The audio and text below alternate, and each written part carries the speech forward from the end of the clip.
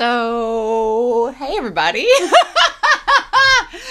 Romania Black, and so we're back with Chihayafuru. We got 2 episodes left of season 2 and an OVA to look at after this, and so I took a week off. Not really, I kind of recorded something for last week, but after episode 48, I wanted to gather myself, kind of cleanse myself of all negative emotions, get the negative zen out, and just talk about the comments that I've collected back from the last several episodes, and then go over those with you all, and then just dive into these last 2 episodes, because I know a lot of people are excited about the rest of this season. I've been trying to avoid those type of comments because I'm a blind reactor, so when people are like, oh, the last 2 episodes are my favorite, I don't like knowing that, because that gives me false expectations. It gives me really high expectations. And as you've seen, when my expectations are high, if I end up disappointed, it's not a fun time. So I would honestly prefer if people not tell me that, because that just kind of like gets me a little bit hyped. And then if it doesn't meet up to my expectations, you're probably not going to enjoy the reaction. So we'll see what happens, but I'm going to go in with very low expectations, because if I go in with low expectations, I may be pleasantly surprised and end up in a better mood. That's just the type of reactor and media content viewer that I am. If you hype me up, I'm going to have high expectations, and if they don't meet, it's not going to be a fun time for Romania. So instead, maybe don't tell me any of that stuff, and then I won't know, and then I can go in blind, like the whole channel's purposes. So, and to talk about the episodes, right? But yeah, so I have several comments I want to talk about before we even get started, and my dogs are at my feet. They have been all morning. They should be fine. But let's get through these comments, shall we? Some are from a few episodes back. Wudatoda18148 said, Arata's cross strokes in episode 21 are insane. He's basically taking multiple cards from different areas in a second. In real life, the rules are, as long as the cards are on one side, either yours or your opponent's, you can take multiple cards in one go like that. Okay, I'm glad that you said that, because that's been something I have been legit wondering all season, because I see people do the cross strikes and they take out multiple cards, and I'm like, how is that not a fault? Because you're kind of like, I'll just take all these cards, even if some of them aren't the one I'm looking for. But I guess if it's on your side, you can do that. That seems like it's not fair. I would feel like you'd want the rules to be specifically that card for that turn, but whatever. I guess that's what the rules are, so we'll let it go. Furanoda has 2 poem translations, so let's do them one at a time. For episode 21, he says, Arata's cross works because as long as you touch the card being read, it is irrelevant which other cards you also hit. Okay, so as long as he touched it, it's okay. All right, well, that answers that question. After reading about it again, you cannot hit cards on your side and the opponent's side. That would be considered a double fault. So your opponent would get sent 2 of your cards. But other than that distinction, it is the same principle like when Keiko in her match against Chihaya this episode swatted multiple cards in the same row away. Just way more extreme. When Kana said Pizusawa, that was a slip of the tongue. It was a messed up cheer due to nervousness. Well, that's cute. The poem of the day is, But Its Legacy Continues to Spread. Today's poem is a repeat of season 1, episode 8, which was also a Nishida episode. So this is going to be a short one. There, I wrote, naturally, the poem describes Nishida's feelings for Karuta. Despite everything he's done to repress them and how time has gone on, he still loves the game and is attracted to the sounds of the cards that he hears while practicing tennis. Did that still hold true in this episode? Yes, it does. Macmillan translates poem 55 as follows. The waterfall dried up in the distant past and makes not a sound, but its fame flows on and echoes still today. His translation of the poem is split into shorter lines so as to express a sense of the flow of the waterfall, according to Macmillan.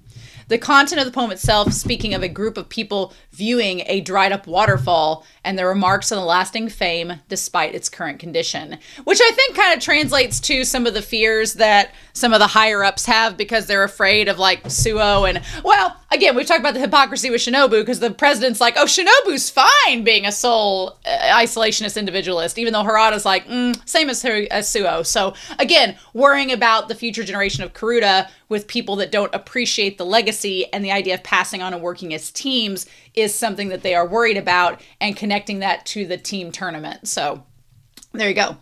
For episode 22, the poem of the day is An Old Acquaintance.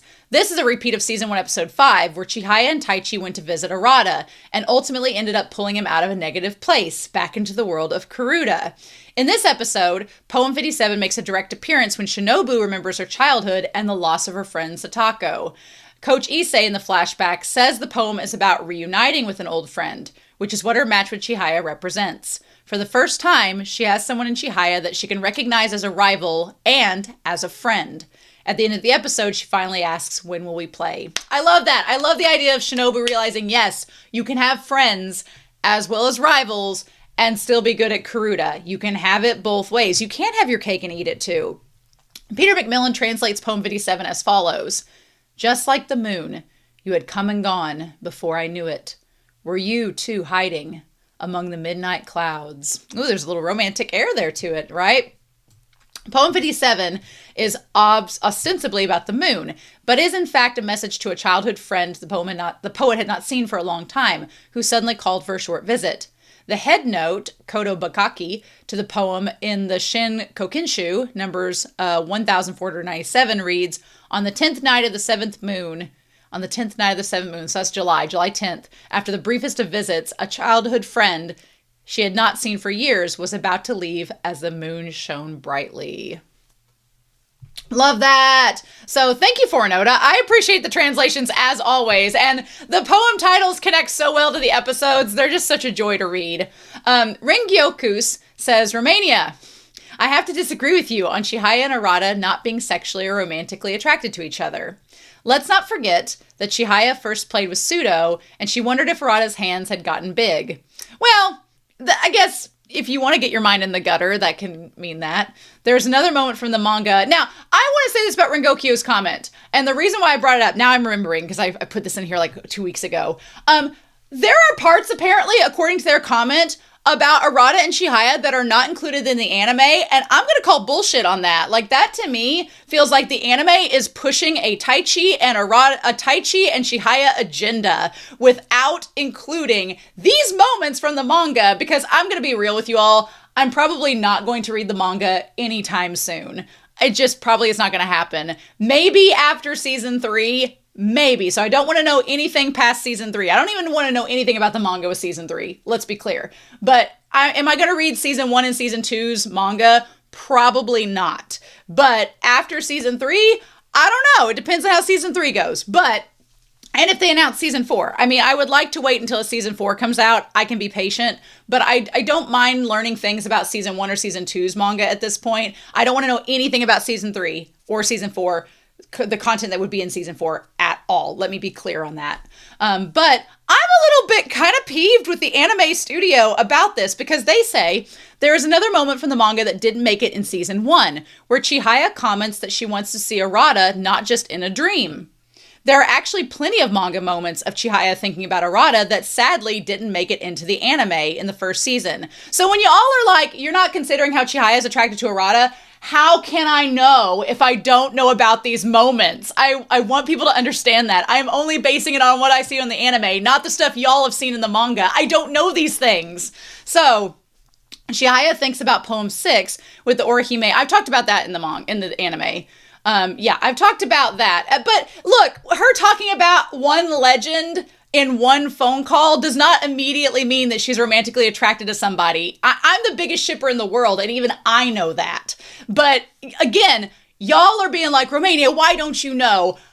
And basing your evidence on things I've not seen. So that's so crazy to me that people would think that. But anyway, so Rengokyo goes on and says, as for Arata, there is a moment that didn't make season 1 where his manager is forcing him to look at a magazine of models in a bikini. And he sees one with Chitose on it, and he pictures Chihaya wearing it instead and smiling and getting all flustered. Again, I don't know about these things. That's crazy. Why didn't they include that in the anime? Unfortunately, he gets the shortest end of the stick when it comes to anime screen time and doesn't even get much manga panels to begin with. I'm kind of pissed at the animation studio for being so one-sided and not including these things, because that may sway an audience's opinion about the love triangle. If you're going to include all the Taichi and Chihaya stuff, include all the Arata and Chihaya stuff. Don't leave us hanging, and not knowing this, that's misinformation.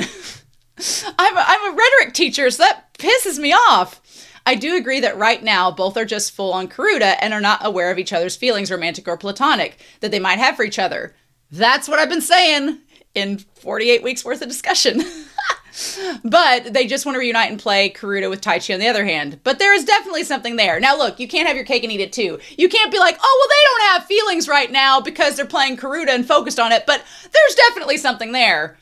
Again, I didn't know about these manga moments. If y'all don't tell me, how am I supposed to know? How am I supposed to know? But I'm glad that you took the time to tell me, because now I know.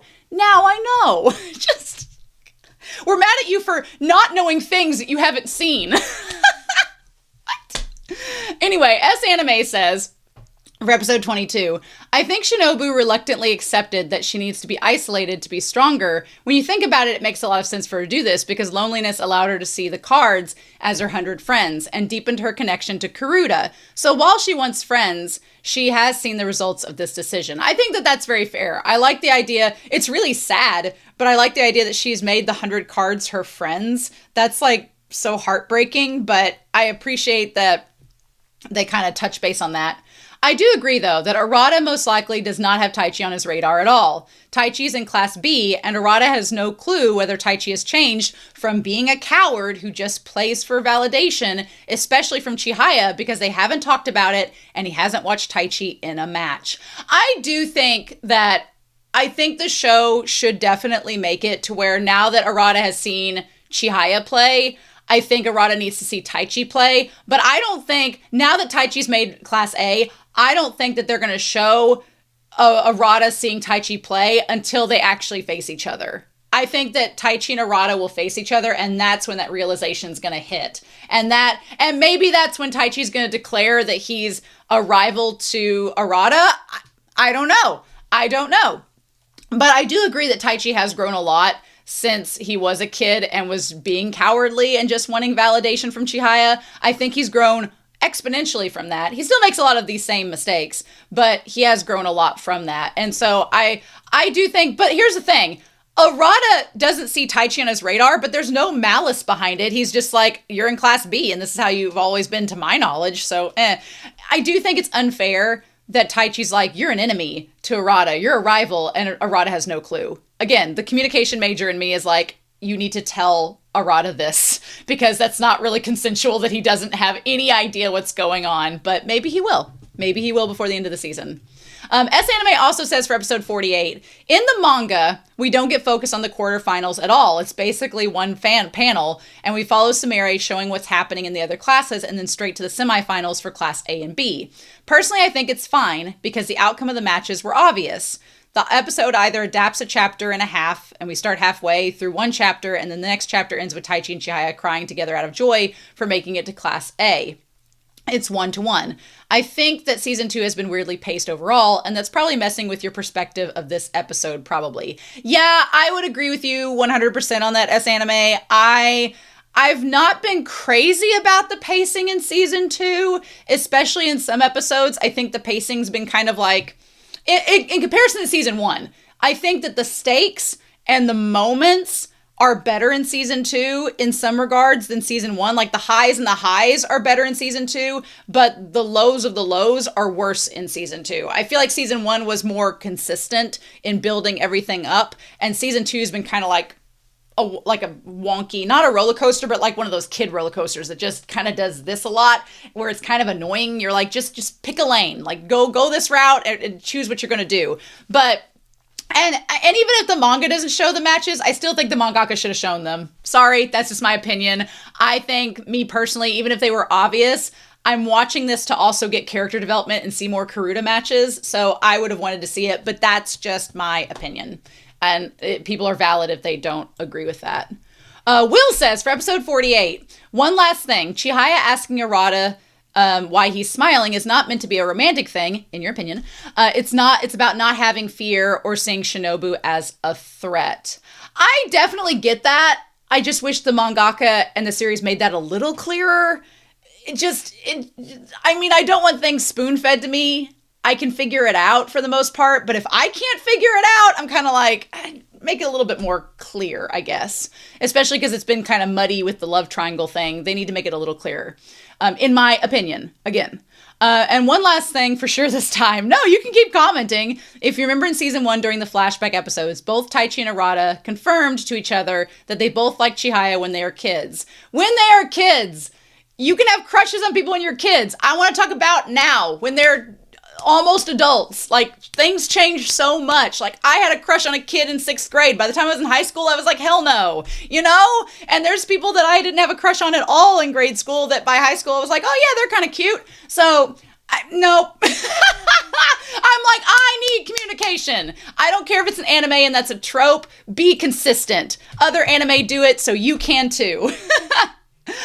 Grace for episode 22 says, I love the relationship between Shinobu and Chihaya. For me, they are soulmates, even if not in a romantic way. I can totally get that. I know this series is not going to let Chihaya and Shinobu be romantically together, so I've kind of just resided myself that they are platonic soulmates. I'm fine with that. They're like sisters with a weird similar fashion taste and passion for cruda. Yes, absolutely. Just to add information, the season ends and begins with volume 16 of the manga. Chihayafuru has 50 volumes. Okay. And I think that you're rightful on the amount of hardness on Taichi. I take it that you get frustrated with him because you care about him and believe in his potential. I talked about that last week, but yes. Now I'm curious, in a match between Arata and Taichi, who would you cheer for at this moment? Look, I'll be honest with you all. I would cheer for Taichi. I would cheer for Taichi. I've been so explicit with that throughout this series. I am rooting for Taichi. I don't care for him so much as a character, but I'm rooting for him because I believe he has potential to get better, and I'm waiting for that to happen. My issue is I've just been waiting for a year for that to happen week to week, and it's so slow. It's molasses slow. Ace of the Diamond has faster plot and character progress, and that is saying something. That is so crazy. Ace of the Diamond's like one of the slowest of slow burns, and I feel like its character development pacing is more steady, right? Mm-hmm. But again, that's my opinion, apples and oranges. But yeah, I would root for Taichi because I know Arata's good and Arata's a much more stable character, so I want to root for the underdog. I feel like in the last episode, I talked about it a little bit in last week's thing, but there is like, the mangaka is doing a repetition of regression with Taichi, and it's a repetition in the same ways, whereas I've seen in other shows where that regression happens in different angles, through different nuances, through different shades and layers of their character development. And with Taichi, it's the same thing. And I'm like, if you're going to have his regression happen, have it happen in different ways, at different levels, in different intensities. Here it's just, oh, I've reached this wall, I'm back to the same square. Oh, I reached this wall, I'm back to the same square. Oh, I make this realization I probably should have realized and have realized in the past. Problem solved. I'm just like, I don't want to dog on the mangaka, but I just feel like the writing with this particular moment in episode 48 could have been more quality, in my opinion. That's my opinion. Am I saying the quality is not going to get better from here? No, absolutely not. I'm hopeful that it will be. It's just a little bump in the road, right? And the mods were giving y'all a little bit, like the people that have been shading me for getting onto episode 48, the mods were like, you can't tell me that at one point reading the manga or watching it that people weren't in the same boat. They just don't want to talk about it. And I'm like, yeah, I figure. So one thing that does make me look at this next set of episodes from a very different perspective, though, is the fact that we're only through at season 2, volume 16 of 50. That means that season 2 is not even halfway through. That's crazy to me. I'm like, that's crazy. That's wild. So I'm very curious what will happen in season 3 and then what they would do for season 4, because the pacing seems weird with that. But that does make me feel a little bit better that we're just barely getting into it. We're not even halfway through the manga with the end of season 2. So that makes me feel a little bit better, because when I was thinking, when people were like, oh, they could adapt the last set of manga into season 4, I'm like, okay, well then by the end of season 2, we should be halfway through. And we're not, which I don't know how to feel about that. So we'll just see with that. But yeah. And then Grace finally said for episode 48, Chihaya's birthday is June 1st. She's a Gemini. Arata's birthday is December 1st. So he's a Sagittarius. And then Taichi's birthday is April 2nd. He's a mother trucking Aries. Of course. Here's my thing too. He's an Aries. Aries and Tauros are not compatible at all. I'm a Taurus. Aries and Tauros are not compatible at all. And so I'm like, okay. Taurus and Gemini are, for sure. And I feel like Sagittarius and Taurus are okay. But Aries and Tauros, Huckleberry is an Aries, so trust. I'm like, this is why. Even by deciding their birthdays, the sadistic author made Chihaya and Arata come first and Taichi come check second. So basically, Chihaya and Arata are probably more compatible. Let me check that real quick. So Gemini and Sagittarius compatibility. Highly compatible. Awesome. And then Gemini and Aries have high compatibility. Okay, well, they both have. It's fire and air for... Oh, Aries is fire and Gemini is air. So yeah, you could see a fire getting bigger and bigger. So I could see the two of them like sparking their flames, right? And then Sagittarius, what is Sagittarius? Sagittarius is an air sign as well. Okay. Or wait, no. Okay, Sagittarius is a fire sign too. Oh, wow. So, well, that just makes it even harder. They're both fire signs with an air sign. Okay, cool. Well, I am excited to see what we're going to get from this episode. And I want you all to know that if I get a little rowdy in my discussion, it is because I love this series and I am passionate about it. That is why. And I get fired up. And now knowing that this anime is not including the Arata and Chihaya parts that they should, I'm like... I just feel like it's a little biased, but that's okay. And I am ready to move forward now that I've like cleansed myself of all episode 48. I haven't looked at the YouTube comments for episode 48, but at this point I'm like, I want to get to these last two episodes in the OVA and then be able to take my hiatus from Chihaya and regroup and do all that fun stuff. So anyway, I've talked for well over 20 minutes, so we just need to dive into this episode. All right, I got my hot tea ready. We are set to go. We are going to start episode 24 of season 2 of Chihayafuru. And we're going to do that here in 3, 2, 1, and let's go.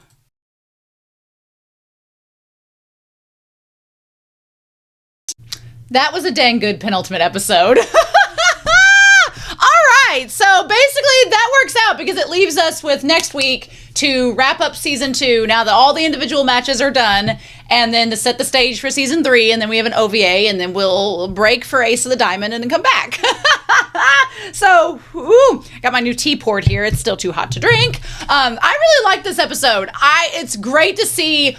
It's great that the series is able to take, as my dog is like, throw my toy. It's great to see two powerhouses like Shinobu and Arata being able to face one another. And I will give the mangaka a lot of credit in that when you have two really strong players facing off and you're just a spectator like Chihaya and Taichi are just watching for this episode, it would have been easy to have been like kind of a dull game because they're like, well, they're both really good. How do we up the stakes? But the mangaka does a really good job of saying, no, there are stakes. Shinobu is trying to prove that the individualist mindset is key, so she has an MO. Arata, though, is kind of like, Arata kind of one-upped her on the MO. Not only is he trying to prove her wrong, because, you know, he stands by how Chihaya and Taichi and him, like honestly, we're going to talk about it a little bit more, but Arata's pretty invested in Chihaya and Taichi subconsciously under the surface, even if he doesn't acknowledge it himself. We're going to talk about it. But not only that, he also is wanting to get into a school and get a scholarship for Karuta, so he has that objective that's going to benefit his future, much to his parents' chagrin. His parents are like, no, the rent, the money. I'm like, wait a minute, you mean to tell me that Grandpa didn't have any type of inheritance that he was going to pass down to Arata? Man, you know. I will say, they don't talk about it in this series nearly to what I would if I were the mangaka. They don't touch on it, which if I was the mangaka of this series, I would kind of be playing that out a little bit more. And I don't know if they're intentionally doing that or if the anime studio has left out any backstory with the manga. But Arata is interesting because Arata is in some ways, hear me out, a little bit of an underdog, just in the opposite ways of Taichi. Like, I didn't bring Whiteboard Kun out. That was probably a mistake. But I will say, you have Taichi over here. Taichi comes from wealth, privilege, supportive structure. Now, his mom is a piece of work, but supportive structure, wealth, access to any Karuta tournament he wants to go to because his family's loaded, has all the resources he could want, like privilege. But he has crippling inner anxieties that make up for it, right? So on the one hand, Taichi has everything set in front of him that should make him successful in terms of having stability in his home life and having time to do things. That's the thing. Taichi don't got no part-time job. Taichi can practice whenever he wants to. He don't got to work for a living.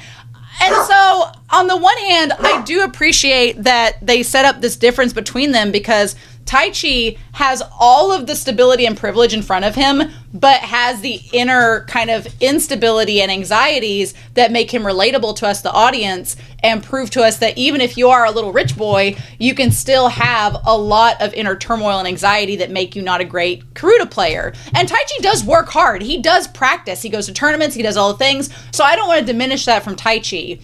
But I think that the mangaka kind of just brushes off sometimes some of the disadvantages that Arata has facing him, that I'm like, from someone that comes from like a very middle class family, that my parents have taken care of me. Like we didn't want for anything, but we did not have the life of Taichi. No. Like, we're just like middle class, like farm family. And like nothing luxurious or fancy. And so in Arata's case, I empathize a lot with him because his family doesn't have money. His parents work really hard. Arata has a part-time job as a high school student trying to help his family pay bills, and he still has to do all the practicing and all the legwork.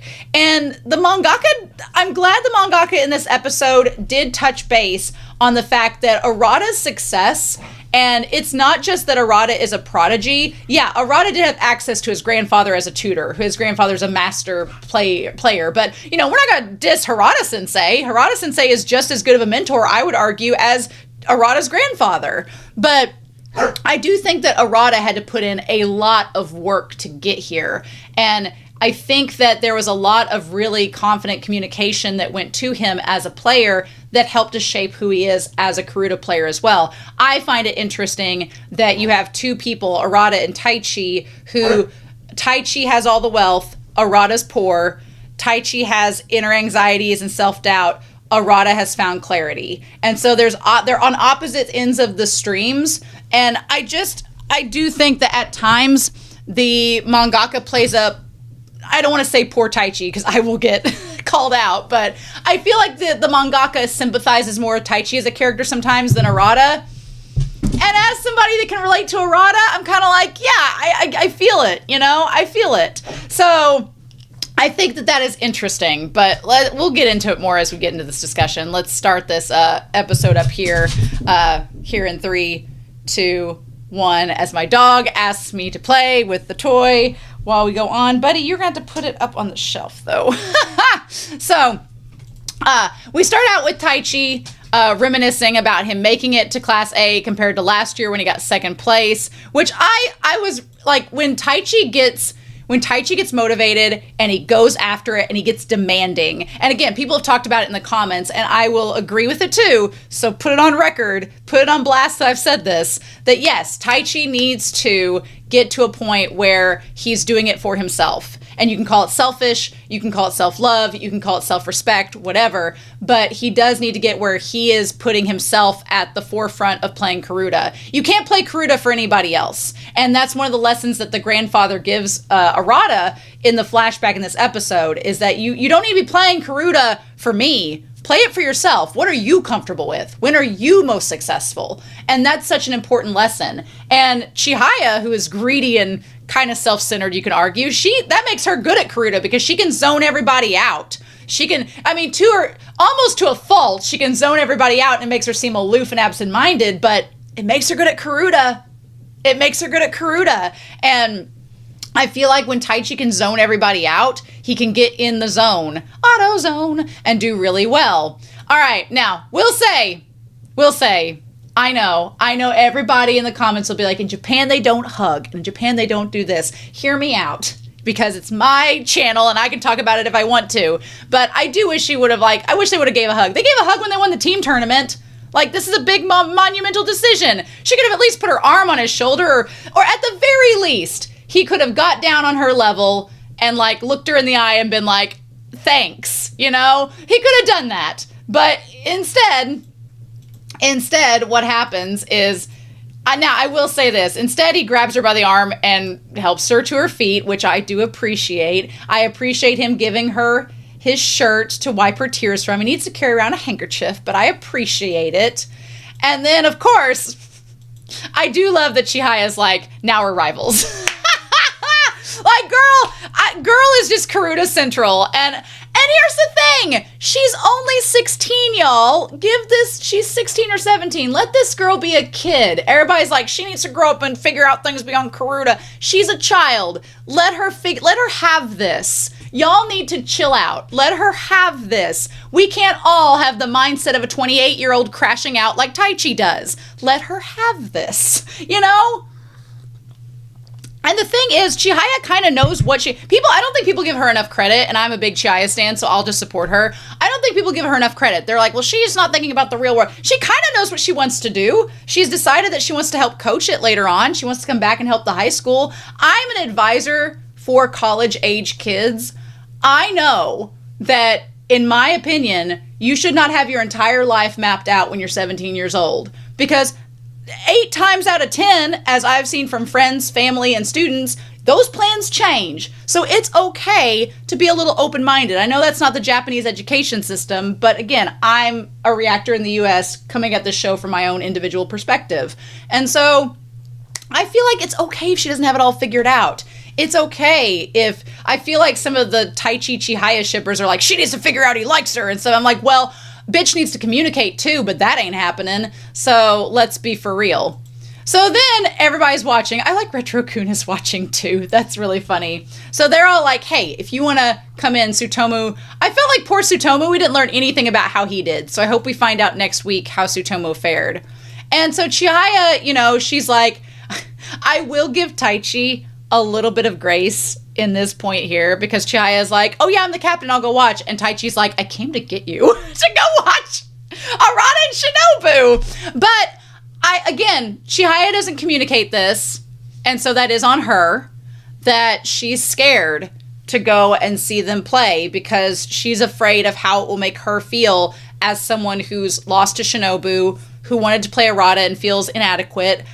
Those are real feelings. And again, I wish she would communicate those to Taichi. That would have been nice, but this mangaka does not believe in communication and uses the excuse of, they're just kids. I've watched a lot of shows with kids in anime who are capable of communicating and making it realistic. I assure you, mangaka, it can be done. So the lack of communication does get annoying sometimes in this show, but whatever. Also, Taichi, you missed prime opportunity. Taichi fail 1,767. You could have grabbed her hand.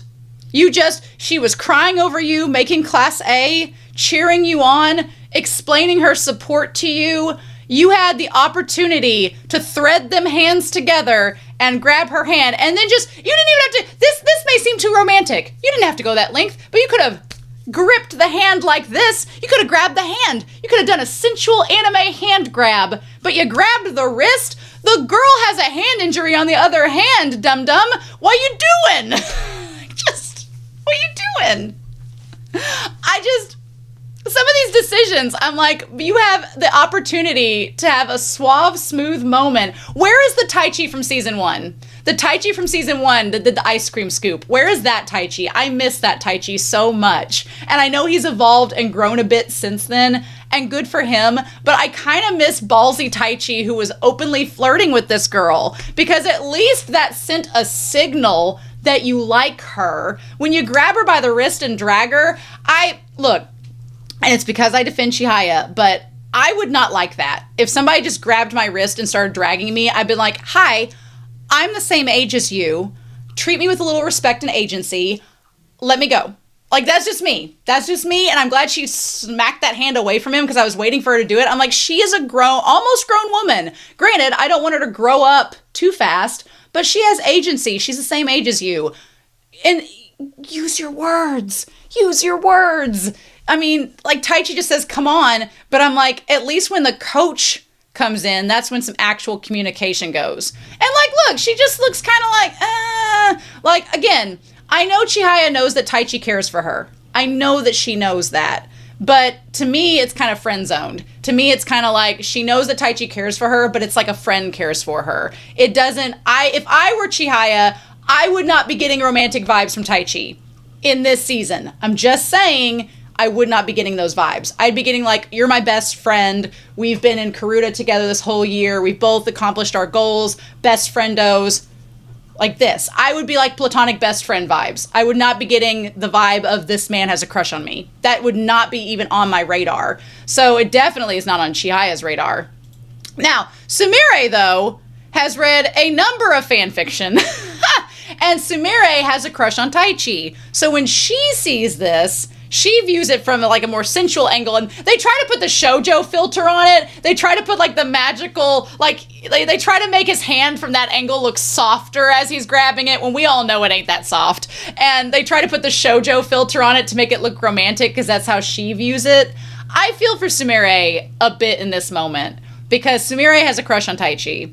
And girl, at this point it feels like she's fighting a losing battle because he doesn't like her that way, and she's having to watch from the sidelines. She's literally Taylor Swift. She's Taylor Swift in the You Belong With Me song. That's Sumire right now. Except I don't view Chihaya as the Regina George character at all, but, you know, she's even got the pigtails like Taylor Swift. She just needs the glasses.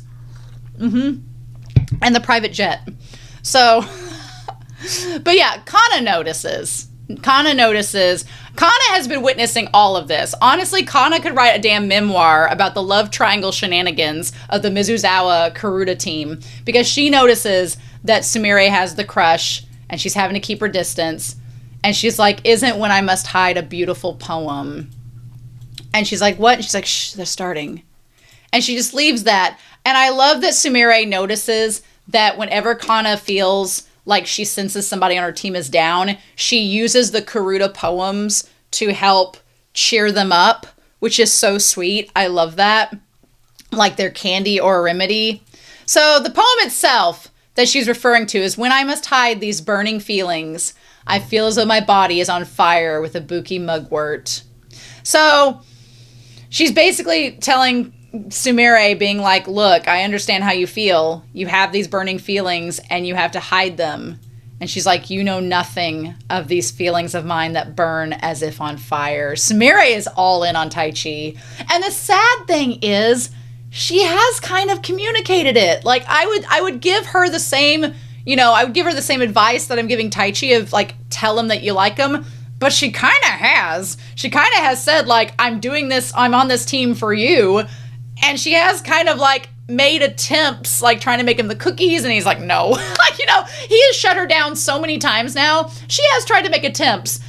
Could she have been more communicative about it? Sure. But she's also his Kohei, so she doesn't feel like she respectfully can do that. So I'll give Sumire a little bit of grace in this because she has attempted, and Taichi's just shut it down and made it very obvious. Like on the train, he made it very obvious, I'm not into you. And she's like, well, I'll show you. But I do like that there's multiple layers to the poem here, where we kind of get to see the idea of being on fire with this love of Karuta is also expressed through this poem. I felt for Scuba so hard. One, Scuba, don't be counting your chickens before they hatch. You still have one card left. The fact that they all forgot he was there, poor Scuba. Poor Scuba. Justice for Scuba. Everybody forgot he was in the finals. That's so sad. She's like, I had no idea. But then she like kind of laughs about it and is like, what a goofball. I'm like, are you trying to set her up with Scuba so that you can take the heat off of her and Taichi? Because I don't see chemistry in her and Scuba. So I always view them as just friends. So what? But yeah. And then meanwhile, Tsutomu's over here like, F my drag this episode. Everybody forgot about me. So yeah. And Taichi, I will say this for Taichi. I feel like he's not going to admit it, but Taichi wanted to go see that match just as much as Chihaya did. Taichi wanted to go see his could-be man, Arata, play just as much as Chihaya does. I for sure see that. So that all makes sense. So they get up here. I will talk a little bit about the bias in the system, where at first Chihaya finally takes her arm away, and she's like, I don't really want to go. I'm going back down to cheer for Desk Tomu. He's like, what are you talking about? Don't you want to watch their match? And she has the Taichi bangs in this. I get kind of torn at this part here because I feel like I know Taichi wants the best for Chihaya. He like puts her above his own needs, which I do take issue with for his character, and I know he's working on that. But there is a part of me that like, if she wants to go watch the match, let her go watch the match. But even she admits she really wants to go see the match, but she's afraid. So in that instance, I'm like, okay, Chihaya needs to talk and say that she's afraid out loud. And then Taichi needs to be like, well, but come on. And so, but again, they are kids. If we're going that route, they're kids. They don't know how to communicate properly. So it's a really good thing that the coach comes in to be like, we're going in. We're going in. The coach is like, I'm an adult. I know how to communicate. I know how to read the room. I'm going to say it. Let's go. I do think there was a little bit of a bias there where the guy wouldn't let them in, but then the moment the coach spoke up, he was like, after you. And I'm like, well, that's kind of shady. But, I mean, makes sense, I guess. And then he got them a front row on the side of the room. A front row. It pays to be one of the head coaches of the top team in Japan. Clearly, right? Now, she's like, don't you want to watch the match? And the coach seems to read the room. I think the coach knows that Chihaya is flustered from losing and why she wouldn't want to watch. And so the coach, using her years of expertise, she's like, there isn't anything you're better off not knowing. I'm like, good. I'm glad you could say it. I will give Taichi a little bit of credit because he doesn't have the experience to know what to say in that moment. It would have been nice if they talked it out a little bit and kind of, even if it was clumsy, it would have been a cool moment. But I'm glad the coach said something. She's like, come on. She's like, there's no reason not to go. Let's just go in there and see what happens. So yeah, so imagine, am I the only one? I do not like the Iromu guy. Like the fact that he was trying to like cop a feel of his coach, that is not cool. Do not do that, sir. That's weird and gross. Don't do that. No. As a coach myself, I'm like, no, none of that. So I'm glad Chihaya was like cock blocked that, like get out of that. That was nice. Good for her. Love that. And I feel like the coach sees a little bit of herself in Chihaya. I feel like she sees some of the fire and passion with Kuruta because we've established that Fujisaki's coach, she was a super competitive Kuruta player when she was in high school, and it's become her life. So I feel like she can relate to Chihaya. And honestly, the way that things are going, I could see Chihaya working at Mizuzawa as a teacher. What would she teach? I don't know, but I could see her being a Kuruta sponsor and being like the coach of Fujisaki and training the next generation. Like that's an admirable goal. And oftentimes I know through the competition that I coach, when people get really invested and they love that activity, they want to come back and get others involved and invested in it too. So, I mean, it's awesome. I love that. But yeah. And then they come in. I love this shot of Chihaya facing her fears and going in to be like, I want to see this final match. And I want to see it and see these two people I care about play face to face. And then damn, for Arata being a fire sign, sure is a lot of water in here. I think Shinobu is an Aquarius, which would track with her personality and the water. But I love that it just represents the pressure that everybody is feeling. And so I sit down there. There's no water. It looks like a normal match, but everybody's under it. This is what Taichi's experienced the whole season. So he can relate to all of this. He's used to it by now. I loved the visualizing of it. It was great. I do think it was interesting. I'm glad that Arata noticed the two of them and it didn't throw him off his game, which I think is, again, the opposite of Taichi. Arata was able to see Chihaya and Taichi and be like, oh my god, my friends are here. I will say this. I'll pick the mangaka pick on the mangaka a little bit for this moment. When we get to it a little. I'll wait till we get to that moment and do that then. But I do like that Nishida noticed them as well, and Nishida's like, I wonder if Taichi won. I was like, well, Nishida, you should have been able to look at how Taichi was reacting and know whether he won or not. Also, good on Nishida for noticing that he probably should have been recording the match. I mean, I will give Mizuzawa a big slide on that, because did Nishida have a camcorder to be lugging around? Would we give Nishida a camcorder to lug around? I feel like the Empress would have one, but maybe that's something they can invest in. Now that Taichi's won Class A ranks, maybe they can get some investment in that. But yeah, so Nishida catches us up, telling how they started out splitting the cards, and then how as it went on, she started like trying to protect her one cards, and then Arata was just like, I'm just gonna go on the offense and attack and take the cards even if you're trying to protect others. We're not going to talk about the flu and the fever and all of that yet. We're going to wait on that one. But I do like this comparison of Arata. Arata is like either a wave when he acts. He's like, that's where the water comes in. He's like a wave when he performs Karuta and competes in it, or he's like a pressurized pressurized hose where he's just like pshoo, pshoo, pshoo, like a water spout is how he is as a player, whereas Shinobu is like a needle and thread. She's very precise, very accurate, very small, intense moments where he's just like, boom, accelerates like a hose with water. So it's a really cool comparison. I love it.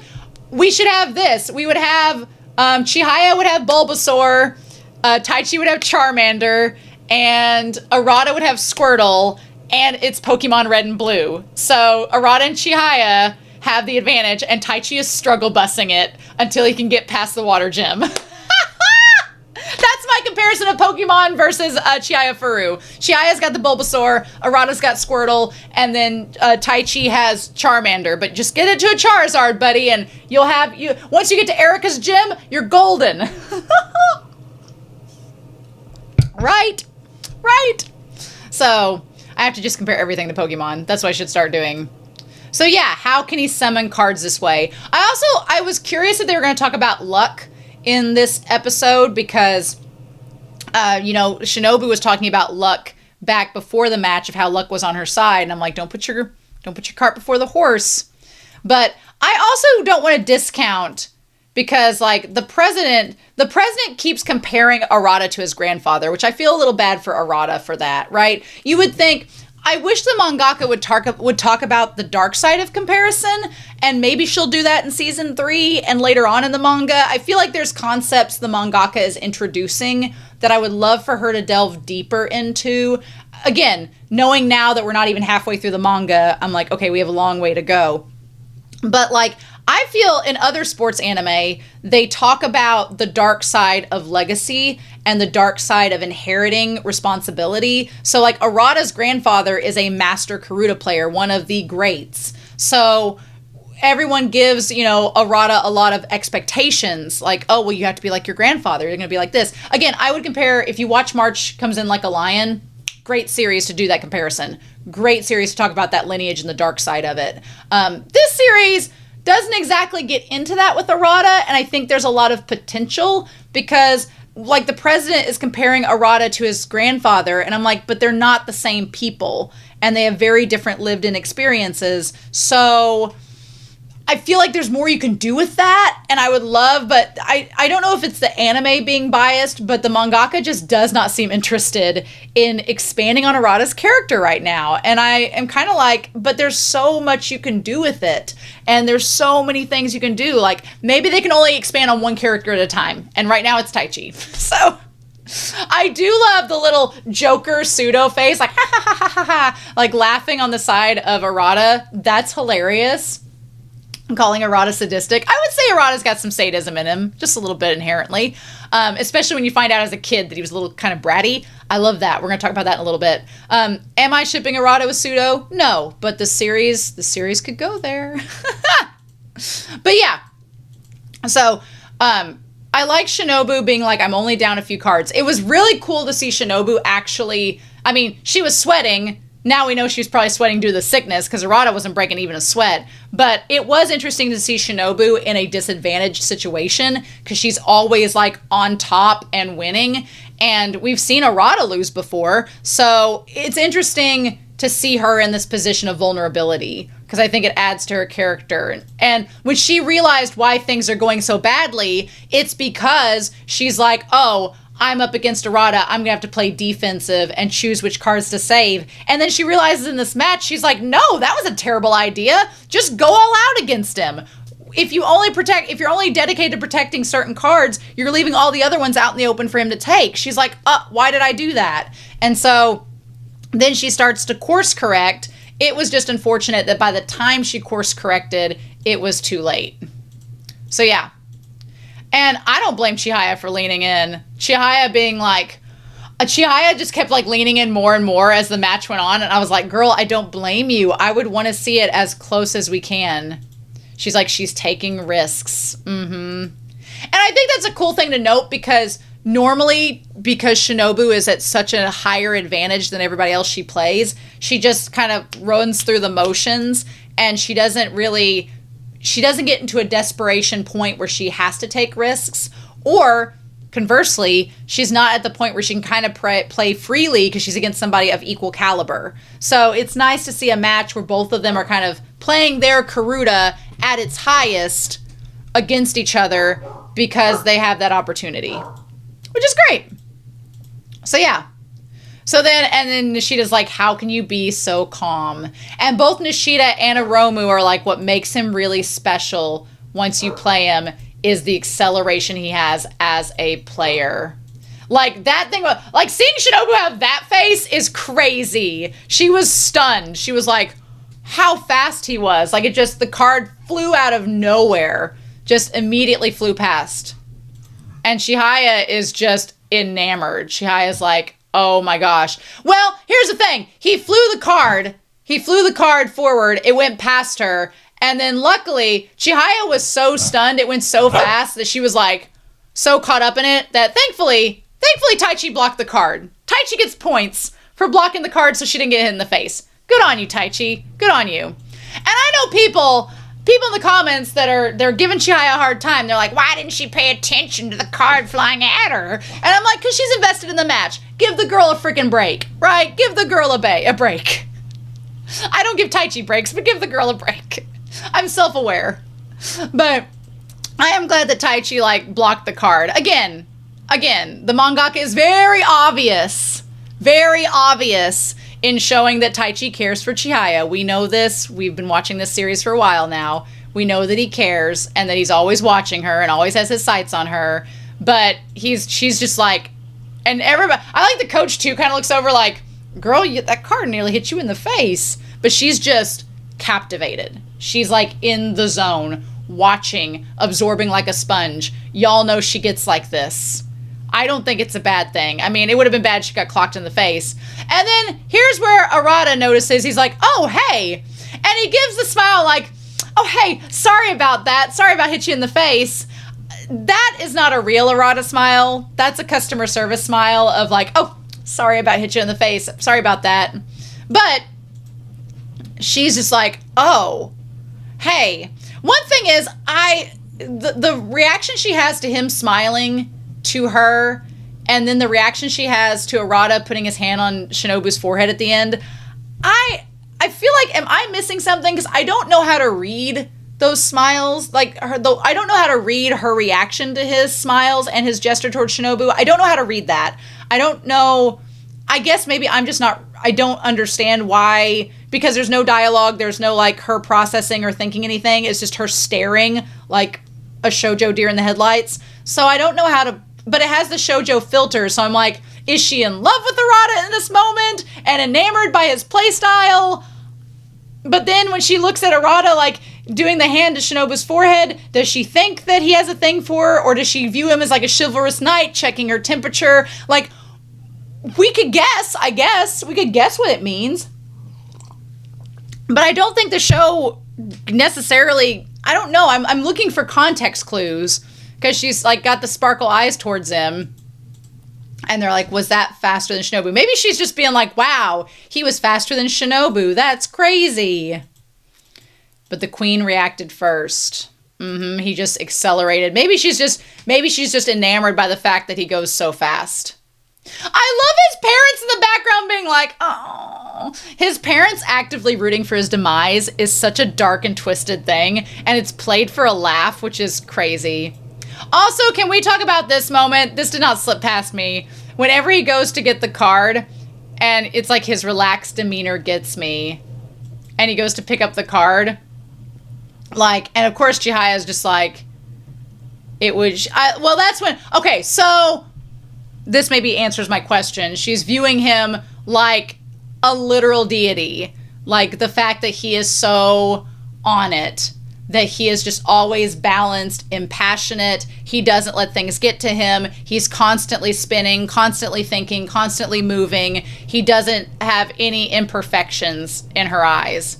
Now, does that mean she likes Arata romantically? Not necessarily. She's just viewing him like she's idolizing him, like he's the ideal Karuta player.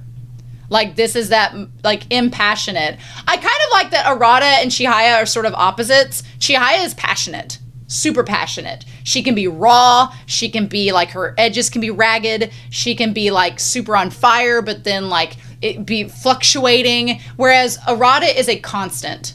Arata is, I'm constantly in this state of being. And that's what helps me to regulate and be calm and be in control. Chihaya, when she's in control, is on fire and is so dynamic. But when she loses control, she kind of gets off center and kind of wanders off, right? So it establishes that they both love Karuta, but their reactions to it are in different ways. And meanwhile, she like leans in. What I was going to say is when he came to get the card, let me find that moment and then we'll go back to it. He's like, oh, sorry, Taichi and Chihaya. And he's like, it's okay. The fact that Taichi has to hand him the card while Arata is hovering over him feels rather symbolic. But I kind of, you know what? And that's the thing too. Taichi views Arata as a threat and an enemy or rival at this point. Arata has no clue. So Arata's just like, oh, hey guys, how's it going? Now, this part here where she like leaned in and she was just trying to watch, he's like, oh, you need to stay back. And I know Taichi's trying to help her. I know he's trying to like keep things in order, but and this is nothing against Taichi. This is nothing against Chihaya, but it is a note for the mangaka. I'm not personally, maybe this sums it all up. I'm not a fan of the way that the mangaka in Chihaya's characterization, I don't want to say infantilizes. I don't want to say infantilizes because it's not quite that. But the mangaka in making Chihaya like break social convention and like do things she's not supposed to, I don't like the fact that the mangaka makes it Taichi's job to rein her in and Taichi's job to keep her in check. I don't like that. I'm like, let Chihaya make mistakes and figure it out and change herself. But Taichi having to be her babysitter in some of these scenes where he's like, well, make sure you do this and no, don't do that and let's go see the match, like all that. It to me doesn't benefit them as a ship for me, but it also like when people complain about Chihaya needing to grow up, I'm like, well, that's kind of the mangaka's fault because the mangaka isn't letting her organically like develop and stuff. It's the mangaka making it to where people have to watch over her. So I'm kind of like, I don't know. I feel like the mangaka needs to like have Chihaya develop as the series goes, like she's having Taichi develop. So I don't know. It bugs me that she has to constantly have somebody tell her what to do. And I'm like, especially when it's people the same age as her, like that would get annoying if it was me. I was like, I'm fine. I'm a person. I can figure it out. Like even in high school, I would have been that way. I know how I was at 16. I would not like somebody to constantly be like, hey, you need to stay back. Hey, you need to do this. Hey, I've been like, get off, Nat. Go away. Like, eventually it would have pissed me off. And I would have been like, can you just step away and go 5 feet away from me and let me figure it out? Like, I know how I was at 16. I would have been that way. But I am also not a saint like Chihaya. So, but yeah. And so her just being so enamored with the match. The queen was our only hope. Their parents being like, well, Punny, you're going to have to pick up midnights at the factory to help pay for his tuition. You know, they were expecting, if you were expecting great things from Arata like the grandfather, how were you not expecting him to defeat Shinobu? Like, what? But then I love Moreau saying this, where he's like, Arata wasn't born a good Karuta player. That's the thing. I think one thing that separates Arata from Taichi especially, like both Taichi and Arata have grown up playing older players and losing to older players and being frustrated. And I loved seeing Arata kind of struggle with the same like things that Taichi did. I thought that was really cool. But here's the thing. As a kid, he started out, the grandfather, like, well, we'll get to it. But yeah. He's like, we should go back and visit. And Arata got frustrated just like Taichi did. Like, it was good to see kind of like a crack beneath. It was good to see, like, that Arata gets flustered just like Taichi does. Like, it was good to see him as a kid getting flustered as well. And he's like, I want to visualize to me what is perfect Karuta, which is what my grandfather plays, right? I mean, that is a difference that he had his grandfather to model after and Taichi did not. So that is a big difference. But when he tells the grandfather, he's like, do you lose to Morale again? And he's like, and you lost at the Kyoto tournament because of a foolish error. We'll say, though, Taichi had his mom going to the tournaments and filming the tournaments and telling him what he did wrong and how it wasn't acceptable to be second place. Arata had something similar. The grandfather's saying you made an error, you didn't win. So it is similar. I feel like they were getting similar feedback just from different angles. The difference is Taichi's mom is not a Karuta player. She's basically like Violet Bower. She's basically like, the mom from the new Willy Wonka movie where a kid was playing, the girl that's the gum chewer. She's basically like her mom. So the mom was not a Karuta player. So she did not have the experience or the know-how to tell Taichi what to fix. But Taichi also had Harada. So let's not throw Harada sensei under the bus. But Arata, or Taichi did, but Arata has his grandfather who could tell him how to correct mistakes. But he says here, was your mind wandering because I wasn't there to watch you? And he says, I was visualizing my Karuta with you there watching, but it didn't work. And so then the grandfather, he's like, I like the grandfather was like, oh, this is what you were doing. And he's like, you were playing with such a scary look. And he says, there's more to visualization than you realize. Like, grandfather's so sweet. I feel so bad that he was, like, bedridden when Arata was, like, at this point. And he's like, when do you find it easiest to move around freely? I like the grandfather saying, like, you don't need to play Karuta for someone or imagining someone is watching you. You need to play Karuta when you feel the best. Don't worry about me. Don't worry about me being there or anything. Worry about how you feel, what makes you feel the best when you are most confident. And that's where you start from. It's that mindset. And Taichi needs to hear that. That's for sure. When do you have the most fun playing Karuta? Taichi needs to hear that. That's for sure. And so here's the thing. Arata started as a kid with 300 practice swings a day. 300 of these. And then in high school is doing 500 of these. Until now, Taichi just got comfortable practice swinging in front of people. Has he been doing it at home? Has he been doing it to the way that Arata has been doing? To the extent Arata has been doing? Probably not. But I'm glad that they talked about this in this episode because Arata didn't just get good because his grandfather was good. He put in the work and he put in the time and he realized he had good mentorship, but so has Taichi. But Arata has put in the work.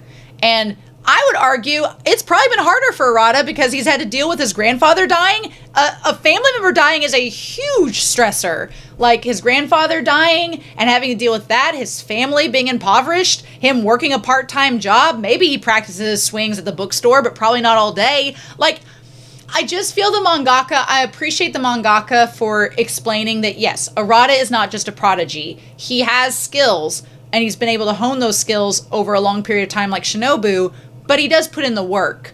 But man, I feel like the mangaka could dig a little deeper. I feel like they could dig a little deeper, but that's not their goal right now, which is fine. Yep. And so also they talk about the fact of it's crazy to see how much Arata has changed in in like a year or two. Like, that's crazy. How much is 20 centimeters? What is centimeters to inches? How much is that? So 20 centimeters, almost 8 inches. That boy grew almost 8 inches over a year. That's a freaking lot. My younger brother, he's like 6'3" now, but up until like high school, he was like 4 foot nothing. He was like a little short block. And then over one summer, he grew like 8 inches and just like had growing pains. His feet hurt. He was hungry all the time. Like, it was kind of painful to watch. It's like body horror. I feel like a lot of boys grow up, like, have big giant growth spurts at once, which I had a big giant growth spurt, but I was like 10. So I don't know, whatever. But yeah, so 8 inches in a summer is crazy. And then he did all the practice swings and helped to like hone his body. His body grew enough to play the way he visualized. That's the thing. The way he visualized was playing like his grandfather, but his body wasn't acclimated to do what he wanted it to do. And now he's about the same size as his grandfather. He can play the way that he's wanted to. So there. I love that. That's awesome. So then they're like, is he the player who could unseat Suo? Suo catching all the strays. He's like, wait, I'm the bad guy? I honestly, if season 2 has done anything, season 2 has made me fall in love with Suo, and I know nothing about him. We have only seen Suo through casual little moments like this throughout the season, except for the match at the end where he played the one guy that, whatever. But I love Suo, and I know nothing about him. I automatically empathize with this man who everyone seemingly hates. And I'm like, why do you all hate this man? You should celebrate your masters. And they're just like, get him out of here. He's been here long enough. What? I hope in season 3 we get more Suo. I need more Suo in my life. I need some. So yeah, everybody's talking about the queen about to go down. And I'm glad that Shinobu, she like fought it out. She fought it out hard. Also, can we talk about the fact that she used, first of all, the top knot of Snowmaru being the zipper is so funny. But then when she opens it up to bring out an even smaller Snowmaru that's the fluffy towel. Look, I'm a big Sanrio fan. I like me some Hello Kitty, so I can understand the appeal of getting everything Snowmaru. That's the thing about Japanese merch culture, and from what y'all have sent me over on Patreon, I was talking with another sports anime, Kuroko's Basketball. In that sports anime, there is so much merch. There is so much merch. I cannot tell you how much merchandise it is. Like figurines, towels, shirts, like stationery, plushes, keychains, everything you can think of. And I was telling, I think it was Anime Annie on the Discord, I'm like, you'd have to pick one player, one character like Snowmaru, and collect only that character because there's just so much stuff, you don't have room for everything. And they were like, yeah, so, I thought it was super cute though. I love that. I kept waiting for Shinobu to look back and see Chihaya, but she did not, which is fine. And I like that she kind of got onto the audience, like she could hear them because their hearing's good. I like that little connection of Karuta players. She's like, I'm in my 5th match today. Of course I'm going to sweat. Like, peasants. What are you getting on to me for? And then when she said my matches weren't easy either, I was like, that's pretty. That is such praise for the queen of Karuta to be telling you that you and Megumu were tough competition. That's freaking cool. I love that. That's awesome. So yeah, she's like, I don't need to hold myself back. Even when she's sick, even when she's not 100%, Shinobu with that smile, girl, I love Shinobu. Shinobu can be kind of angsty when she's like not playing, but in Karuta, I love watching her play. She's so fascinating, and her mindset and her mentality as a player is really engaging. So yeah, we go through the cards. We're down to the wire. They do off some cards that we should all know by now from season 2. And Shinobu starts to catch up, but I liked the fact that when they both hit the cards, they flew in different directions, and Shinobu got it. And I love this moment here where Taichi looks over to Chihaya to check and be like, did she notice what happened? I do appreciate that Taichi has faith that if anybody's going to catch something in Karuta, it's going to be Chihaya. I appreciate that a lot. I like that a lot. And I love Chihaya just like watching. Again, make the girl a coach. She has good game sense. She does good watching the games, and she figures out, like when Arata went to cross slide over the cards, Shinobu snuck in there and got the card before he could do it. That's so freaking cool, and I love that she's able to analyze it so much. And to know that Shinobu is pulling the strings. And not only to know that, but then Chihaya is asking, like, how does she do that? What is she doing? She's trying to figure out. Chihaya's like, okay, how do I imitate that? How do I incorporate that? How do I make that move my own? Like, the girl is smart. Like, I get kind of frustrated because people in the comments are like, Chihaya's dense. And I'm like, she's not dense. She's smart. She just doesn't care about the other stuff around her. And should she care? Maybe sometimes. There are some moments where, yeah, she should probably be aware of what's going on around her. But does that make her dumb? No. Because if she was dumb, she couldn't figure stuff like this out. So I think that y'all need to give Chihaya a little more credit. Like, just say she needs to be more self-aware than maybe calling her dense or dumb. That's not fair. And then, yeah. Now, she did do the practice swing, but again, girl had, and then Taichi grabs her arm. I'm like, you should have just tapped her on the shoulder. Again, the mangaka is doing this. I'm like, quit making Taichi Chihaya's babysitter. Let her do her thing. Let her do her thing. If Shinobu can be quirky and weird, let Chihaya be quirky and weird, right? Shinobu went against social convention in, like, one of the matches when she sat down or got up or did something, so it's fine. How it reads to me sometimes, and I know that every Taichi Chihaya fan will immediately disagree with me, and I get what you're saying. I already know what you're going to say. There's a part of me that it feels like, from an outside perspective, that Taichi is embarrassed for how she's acting. I know that's not the case. I know that he cares about her. I know he's not embarrassed by her, but it does come across that way, that he maybe is embarrassed by how she's acting. And so he tries to correct and tries to stop her and doesn't just let her do it and whatever, and just accept her for how she is, because Taichi has been raised to be a certain way. It's like parts of his mom kind of flash across when he does things like this. Like, the mom would be like, don't do that. Don't do that. Like parts of that. And I get that if that's part of his character, that's something he has to work through.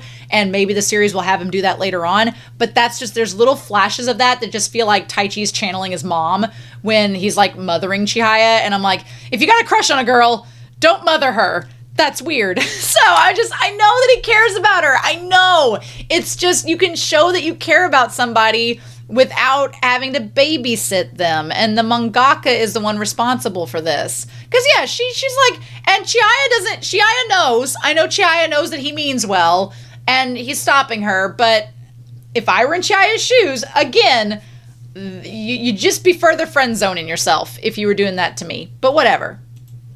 I also love that. I love Shinobu has enough snob in her that she's like, you don't have things over me, Arata. I'm still in control of this match. And then he's just like, okay. She's like, damn it, I hate it so much. She gets so frustrated by his customer service smile. She's like, son of a bitch. Quit trying to show me off with 4 eyes. But yeah, and they're down 4-7, which I was like, And the president's like, this is the highest level of Class A play, which I would agree. This is probably one of the best matches in the series so far in terms of talent. Like, straight up talent going at each other. Also, the reader kind of looked like the president, so that was interesting.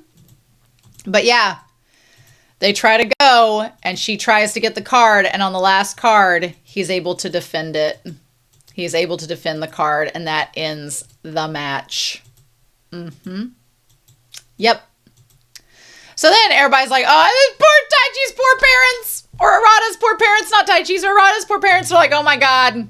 Well, get on the midnights. And Taichi's like, okay, he won. It's interesting. Did Taichi think that Arata would lose? That's curious. But yeah. And then this moment here where he's like, hey, I like that. Because here's the thing. Arata has been hanging around Shinobu the last couple of days. So he's probably seen what she looks like on her game. He knows she went out in the rain. He knows she got caught out in it, didn't have her umbrella, and now she's playing the next day, which I completely forgot about. And I was like, oh, you're on it, Arata. So he was like, hey, you've got a fever. You might want to, take care of that. You're probably sick. Also, Arata looks so much bigger than her in that moment. She looks so petite. But yeah, so I'm like, how is Chihaya supposed to take this? Is she taking this as, like, does Arata... Because I keep thinking that Chihaya thinks Arata likes her from all these encounters, and then people in the comments are like, no, she's just amazed that he's, you know, noticing things and chivalrous and all of that. And I'm like, maybe that's it. Maybe she's just viewing him as being chivalrous in this moment. And he's like, hey, you were drenched in the rain yesterday. So, and you were keeping that thing to keep you cool. So, I'm amazed you made it through the match. Which to me is like kind of Arata saying, you know, if you were able to play full strength without being sick, I feel like it's his way of complimenting her. Like, you probably could have beat me if, you know, you were able to play full on. And yeah, she's like, oh, I've always wanted to play against an opponent who wanted to put up a fight. And I think that Shinobu, she's like, oh, well, you kind of figured I was sick and you still played me at the top of your game regardless. And that's what Chihaya would have wanted. That's what Shinobu wants. I love that she's like, okay, naturally. She's like, of course I played. She's like, I am the queen. Love that for her. Love that. I feel like that's Arata's way of trying to, like, keep her from feeling down. He's like, hey, you weren't playing me full strength, so you might have beat me. And she's like, well, of course. I'm the queen. Of course I would have beat you. Like, I love that. I love that it came around and did that. That was a lot of fun. What a great match. That was so good. And then I'm like, why does Taichi now have his doom and gloom face? Like, you're class A, my dude. You get to face these people next year. Maybe that's why he has that face. He's like, oh shit, I gotta face Shinobu possibly and Arata? Oh my god. And Chihaya and Nishida? And Chihaya's like, wow. I feel like Chihaya's like, this feels like another league. And if I were Chihaya, I would be inspired. But also, like she says, fearful of what is to come and that she'll possibly have to deal with in the future. So, yep. What a great match. Loved this. Great times. That was a lot of fun. I'm very curious to see what we're going to get for the finale. So, and then we have an OVA after that. So, I hope you enjoyed this reaction and discussion. I'm curious to know your thoughts down below. Be kind. I try to be kind. I don't want to give discredit to Taichi or anything. I just feel like I want to like set the mangaka down and be like, what are your plans with these things that you're not doing? And I have to tell myself in those moments that Romania, we're not halfway through the series. We have a lot of time left to go. I'm hoping these questions that I'm asking and these concerns that I have the mangaka is doing, I hope that eventually in the series later on, the mangaka will address them and challenge them and expand upon them and do all of the things. So that's the hope anyway, but we'll see. So anyway, I hope you all have a wonderful week. Please stay safe, take care, and yeah. We'll be back next week to look at episode 50, aka episode 25 of season 2 of Chihayafuru. And I'll see you there. Bye.